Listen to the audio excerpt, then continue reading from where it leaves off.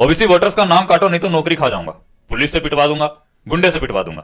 ऐसा कहना कि यूपी गोंडा जिला के बीएलओ विपिन यादव का, जिन्होंने हाल ही में सुसाइड कर लिया। एसडीएम और लेखपाल के द्वारा ओबीसी वोटर्स के नाम काटने के लिए विपिन यादव पर बार बार दबाव डाला जा रहा था, लेकिन विपिन यादव ने कहा कि भाई मैं नहीं करूंगा ऐसा। और जब उन्होंने इस चीज के लिए मना किया तो उसको धमकाया गया, पुलिस की धमकी दी, नौकरी की धमकी दी कि नौकरी खा जाऊंगा।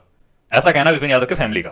देखिए, मानो या मत मानो, उत्तर प्रदेश में जो ओबीसी वोटर्स है, मुसलमान है, ये सब बीजेपी को सपोर्ट नहीं करते और आने वाले 5 साल में ये चीजें होगी।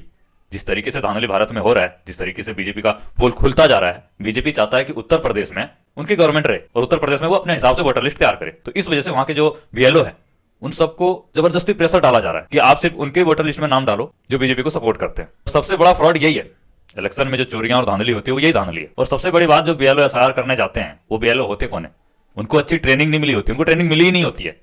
ऐसे न जाने कितने सारे न्यूज वायरल हो रहे हैं। एक मैं आपको ऑडियो रिकॉर्डिंग सुनाता हूँ, इस ऑडियो रिकॉर्डिंग को सुन के आप समझ जाना कि क्या हो रहा है बीएलओ के साथ, क्यों जबरदस्ती एसआईआर करवाया जा रहा है और किस तरीके से धांधली करने की कोशिश की जा रही है।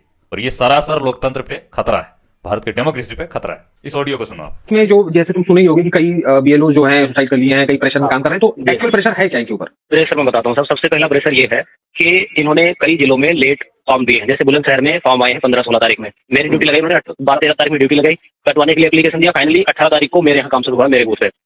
इसी तरह से लगभग हर जगह 15 दिन का ही टाइमलाइन मिला। अगर मैं 1 महीने का भी मानता हूँ 4 तारीख का, तो ये 4 तारीख में किसी को भी इन्होंने फॉर्म डिस्ट्रीब्यूट किए नहीं। सारे बीएलओ को लगभग एवरेज 8-10 तारीख में फॉर्म मिले हैं। किसी बीएलओ को इन्होंने प्रॉपर ट्रेनिंग नहीं दी, क्योंकि वो टेक्निकल काम है।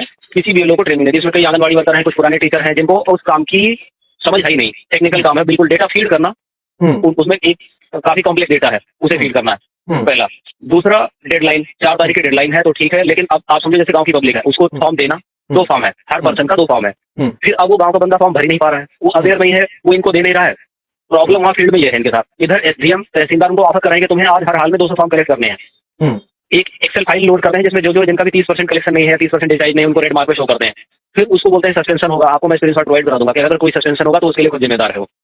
अब मान लीजिए, हाँ, आप एक एग्जांपल समझिए, 1000 फॉर्म है, ठीक है।